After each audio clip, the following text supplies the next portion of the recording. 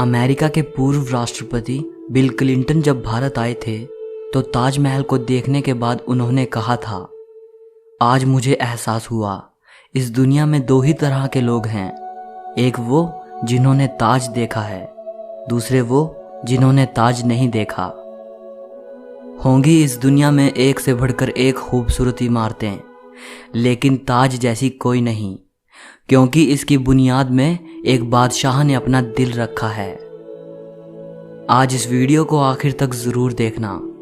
आप ताजमहल के बारे में 22 ऐसी बातें जानोगे जो शायद ही आपने पहले कभी सुनी होंगी। नंबर 22। हज़ारों टूरिस्ट जो ताजमहल देखने आते हैं वो ये नहीं जानते कि जो वो सामने देख रहे हैं वो ताजमहल का पिछला हिस्सा है। दरअसल जो शाही दरवाज़ा है वो नदी के किनारे दूसरी तरफ है। आज ज़्यादातर टूरिस्ट ताज को वैसा नहीं देख पाते जैसा कि शाहजहां चाहते थे। मुगल काल में ताज तक पहुंचने के लिए नदी ही मुख्य रास्ता थी। ये एक तरह का हाईवे था। बादशाह और उनके शाही मेहमान नाव में बैठकर आते थे। नदी के किनारे एक चबूतरा हुआ करता था। नदी बढ़ती गई और वो बहुत पहले ही नष्ट हो गया। बादशाह और उनके मेहमान उसी चबूतरे से ताज आया करते थे। नंबर 21। ये कहा जाता रहा है कि शाहजहां ने ताजमहल बनाने वाले मजदूरों के हाथ कटवा दिए थे, लेकिन ये बात एक अफवाह जैसी लगती है, क्योंकि इस बात का कोई प्रमाण मौजूद नहीं है। बहुत से इतिहासकारों का मानना है कि शाहजहां ने मजदूरों और कारीगरों को जिंदगी भर की पगार देकर उनसे एक करारनामा लिखवाया था कि वो ऐसी कोई दूसरी इमारत नहीं बनाएंगे। नंबर 20। ताजमहल की जो 4 मीनारें हैं ये बिल्कुल सीधी नहीं खड़ी हैं, बल्कि चारों बाहर की ओर हल्की झुकी हुई हैं, और इन्हें ऐसा ही बनाया गया था ताकि भूकंप जैसी आपदा आने पर अगर ये गिरे भी तो बाहर की ओर गिरें और मुख्य मकबरे को कोई नुकसान ना पहुंचे। नंबर 19। कुतुब मीनार भारत की सबसे ऊंची मीनार है, लेकिन शायद आपको जानकर हैरानी हो, ताजमहल की ऊंचाई कुतुब मीनार से भी ज़्यादा है। ताजमहल 73 मीटर ऊंचा है, जबकि कुतुब मीनार की ऊंचाई 72.5 मीटर है। नंबर 18। दुनिया में जितनी भी ऐतिहासिक इमारतें मौजूद हैं उनमें से सबसे सुंदर कैलीग्राफी ताज पर हुई है। जैसे ही आप ताज के बड़े दरवाजे से अंदर जाते हो, दरवाजे पर लिखा ये सुलेख आपका स्वागत करता है। हे आत्मा, तू ईश्वर के पास विश्राम कर, ईश्वर के पास शांति के साथ रहे और उसकी परम शांति तुझ पर बरसे। ये कैलीग्राफी थुलूट लिपि में है। इस कैलीग्राफी को डिजाइन करने वाले का नाम अब्दुल हक था, जिसे ईरान से बुलाया गया था। शाहजहां ने उसकी चकाचौंध कर देने वाली कला को देखते हुए उसे अमानत खान नाम दिया, उपाधि के तौर पर। नंबर 17। जिस वक्त शाहजहां बादशाह बने वो मुगल सल्तनत का सबसे सुनहरा दौर था, या यूं कहें शाहजहां का ज़माना मुगल हुकूमत की बसंत जैसा था। चारों तरफ अमन और खुशहाली थी। प्रजा के लिए बादशाह का हुक्म ही सबसे ऊंचा होता था। शाहजहां की बादशाहत में लड़ाइयाँ नहीं होती थी। वो ज़बरदस्त शान व शौकत ऐशो इशरत का दौर था। बादशाह को बड़ी बड़ी इमारतें बनवाने का शौक था। उन्होंने मुगल वास्तुकला के साथ भारत के प्राचीन इतिहास को मिला दिया था। नंबर 16। ऐसी भव्य इमारत दुनिया ने पहले कभी नहीं देखी थी। इसके लिए सफ़ेद संगमरमर राजस्थान के मकराना से लाया गया था। जेड और क्रिस्टल चाइना से मंगवाया गया था। लैपिस लाजुली अफ़गानिस्तान से आया था। टर्कोइस तिब्बत से, जैस्पर पंजाब से, सैफायर श्रीलंका से और कार्नेलियन अरब से आया था। कुल मिलाकर ऐसे ही 28 किस्म के बेशकीमती रत्नों को सफ़ेद संगमरमर में जड़ा गया था। इन सब चीज़ों को विदेश से आगरा लाने के लिए 1000 से भी ज़्यादा हाथी इस्तेमाल किए गए थे। नंबर 15। ताजमहल आज से करीब 400 साल पहले 1631 में बनना शुरू हुआ था और ये 22 साल बाद 1653 में पूरा हुआ। इसका निर्माण 20,000 कारीगरों और मजदूरों ने किया था। वास्तुकला का इससे शानदार नमूना दुनिया में दूसरा कोई भी नहीं। ताजमहल के निर्माण के लिए हर चीज़ को हीरे की तरह परख कर चुना गया था। ताजमहल की दीवारों पर जो नक्काशी है, इसकी तकनीक इटली के कारीगरों से सीखी गई थी। उज़्बेकिस्तान के बुखारा से संगमरमर को तराशने वाले कारीगर बुलाए गए थे।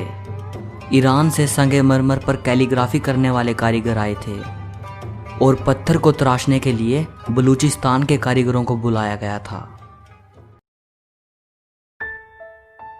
नंबर 14। 1857 की क्रांति के दौरान अंग्रेज़ों ने ताज को काफ़ी नुकसान पहुंचाया। उन्होंने लैपिस लाज़ुली जैसे कई बेशकीमती रत्नों को ताजमहल की दीवारों से खोदकर निकाल लिया था। नंबर 13। ताजमहल के मुख्य गुंबद का जो कलश है, किसी ज़माने में वो सोने का हुआ करता था। 19वीं सदी की शुरुआत में सोने के कलश को बदलकर कांसे का कलश लगा दिया गया। नंबर 12। दावे के साथ नहीं कहा जा सकता कि ताजमहल को किसने डिज़ाइन किया था, लेकिन यह कहा जाता है कि 37 लोगों की एक टीम ने मिलकर ताजमहल का नक्शा तैयार किया था। ये 37 वास्तुकार दुनिया के दूर दूर के कोनों से बुलाए गए थे। नंबर 11। ताजमहल की नींव बनाते समय ताज के चारों ओर बहुत से कुएं खोदे गए। इन कुओं में ईंट पत्थर के साथ साथ आबनूस और महोगनी की लकड़ियों के लट्ठे डाले गए। ये कुएं ताज की नींव को मजबूत बनाते हैं। आबनूस और महोगनी की लकड़ियों में ये खासियत होती है कि इन्हें जितनी नमी मिलती रहेगी, ये उतनी ही फौलादी और मजबूत रहेंगी। और इन लकड़ियों को नमी ताज के पास बहने वाली यमुना नदी के पानी से मिलती है। यमुना के पानी का स्तर हर साल घट रहा है और लकड़ियों में नमी की कमी आ गई है। यही वजह है कि सन 2010 में ताज में दरारें देखी गई। नंबर 10। 1653 में जब ताज बनकर तैयार हुआ था, उस समय इसके निर्माण की कीमत करोड़ों में आंकी गई थी। उसी हिसाब से अगर आज ताज बनवाया जाए तो इसे बनाने में कम से कम 57 अरब 60 करोड़ रुपए लगेंगे। नंबर 9। 1989 में एक भारतीय लेखक P.N. ओक ने एक किताब लिखी थी जिसका नाम था ताजमहल द ट्रू स्टोरी। इस किताब में उन्होंने कई तर्कों के साथ ये दावा किया था कि ताजमहल मकबरा बनने से पहले एक शिव मंदिर था और इसका नाम तेजो महाल्या था। सन 2000 में P.N. ओक ने अपनी बात को सिद्ध करने के लिए ताज की साइट खोदने के लिए सुप्रीम कोर्ट को अर्जी दी थी, जिसे सुप्रीम कोर्ट ने रद्द कर दिया। आर्कियोलॉजिकल सर्वे ऑफ इंडिया के मुताबिक ताजमहल कभी एक शिव मंदिर था, इस बात के कोई सबूत नहीं हैं, बल्कि शाहजहां ने ताज को बनवाया था, इसके प्रमाण ही इतिहास के पन्नों में मिलते हैं। नंबर 8। एक कहानी प्रसिद्ध है कि शाहजहां यमुना नदी के दूसरी तरफ काले संगमरमर से ऐसा ही एक और काला ताजमहल बनाना चाहते थे। कहा जाता है कि शाहजहां मुमताज की तरह अपने लिए भी एक मकबरा बनाना चाहते थे, लेकिन इससे पहले कि वो काला ताजमहल बनवा पाएं, औरंगजेब ने उनको कैद खाने में डलवा दिया। लेकिन इतिहासकार कहते हैं कि ये बाद में बनाई गई मनगढ़ंत कहानियां हैं। जिस जगह शाहजहां के काला ताज बनवाने की बात कही जाती है, वहां कई बार खुदाई की जा चुकी है, लेकिन ऐसा कोई सबूत नहीं मिला जिससे यह पता चले कि शाहजहां काला ताज बनवाना चाहते थे। नंबर 7। ताजमहल का डिज़ाइन हुमायूं के मकबरे से प्रेरित दिखता है। हुमायूं शाहजहां के परदादा थे। उनका ये मकबरा हिंदुस्तान में आगे बनने वाली कई मुगल इमारतों के लिए प्रेरणा बना। नंबर 6। दूसरे विश्व युद्ध में सरकार ने मकबरे के चारों ओर बांस का घेरा बनाकर सुरक्षा कवच तैयार कराया था, जिससे कि हवाई बमबाजों को भ्रमित किया जा सके और ये जर्मन और जापानी हवाई हमलों से सुरक्षा प्रदान कर पाए। 1965 और 1971 के भारत पाकिस्तान युद्ध के समय भी यही किया गया था। नंबर 5।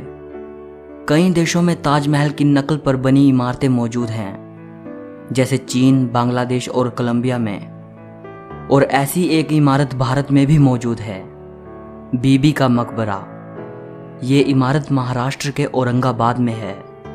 इसे मुगल बादशाह आजम शाह ने अपनी मां दिलरस बानो बेगम की याद में 17वीं सदी के आखिर में बनवाया था। इसे ताजमहल की तर्ज पे बनवाया गया था।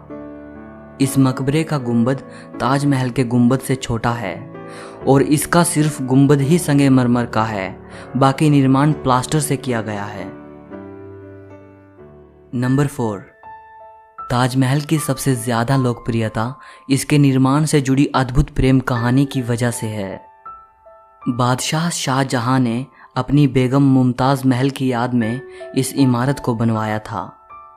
मुमताज का असली नाम अर्जुमंद बानो बेगम था। शाहजहां ने उन्हें मुमताज महल नाम दिया, यानी महल का सबसे अनमोल रत्न। महज 38 साल की उम्र में अपनी 14वीं संतान को जन्म देते वक्त मुमताज की मृत्यु हो गई। उस वक्त वो बुरहानपुर में थी। अपनी प्रिय बेगम की मृत्यु से बादशाह बेहद दुखी हुए, जैसे उनकी जिंदगी ही तबाह हो गई। और आखिर उनकी याद में शाहजहां ने ताज को बनवाने का फरमान जारी किया। नंबर 3, पहले मुमताज को बुरहानपुर में ही दफनाया गया। इसके बाद शाहजहां ने ताज को बनवाना शुरू किया। तब बुरहानपुर से मुमताज के शव को निकालकर जहां ताजमहल बन रहा था उसके पास एक बगीचे में दफनाया गया। ताजमहल को तैयार होने में 22 साल लगे। तब तक मुमताज का शव बगीचे में बनाई गई कब्र में ही दफन रहा। बाद में उसे ताजमहल के अंदर मुख्य गुंबद के नीचे दफनाया गया। नंबर 2, शाहजहां का सारा ध्यान ताज को एक खूबसूरत रूप देने में लगा रहा। इसी बीच शाहजहां के ही बेटे औरंगजेब ने आगरा पर हमला कर अपने पिता को कैद कर लिया। शाहजहां से पूछा गया कि वो क्या चाहते हैं, तो उन्होंने कहा कि उनको ऐसी जगह पर कैदी बनाकर रखा जाए जहां से वो सीधे ताज को देख पाएं, और उनकी ये ख्वाहिश पूरी कर दी गई। कैद में रहते हुए भी शाहजहां हर वक्त ताज को देखते रहते, और वहीं उन्होंने अपनी जिंदगी की आखिरी सांस ली। मृत्यु के बाद उन्हें मुमताज के साथ ही ताजमहल में दफनाया गया। एक हारे थके बादशाह को भी अगर किसी ने गिरने नहीं दिया तो वो मुमताज के लिए उनका बेपनाह प्यार ही था। जिस लगन से प्यार की ये अनोखी निशानी बनकर तैयार हुई, उसकी मिसाल आज पूरी दुनिया के सामने है। नंबर 1, कवि रविंद्रनाथ टैगोर ने ताजमहल के बारे में लिखा है, वक्त के गाल पर एक आंसू, हमेशा हमेशा के लिए। उन्होंने ताज की छवि वक्त के गाल पर एक थमे हुए आंसू के रूप में बयान की है। शाहजहां जानते थे कि ये दौलत, ये ताकत और ये शान शौकत एक दिन सब खत्म हो जाएगा। उन्होंने सोचा कि कुछ ऐसी यादगार चीज बनाई जाए जो हमेशा रहे, और शाहजहां ने अपनी प्रिय की याद में ताज को बनवाया। आज बादशाह नहीं रहा, उनकी हुकूमत नहीं रही, और उसकी सल्तनत को भी खत्म हुए कई ज़माने गुजर गए। बस एक ताज है जिसने बादशाह की सदियों पुरानी प्रेम कहानी को खुद में संजोए रखा है। प्रकृति की गोद में चांद सी जगमगाती ये भव्य इमारत सदियों से दो प्रेमियों के प्यार की अमर कहानी सुनाती आई है और सदियों तक सुनाती रहेगी।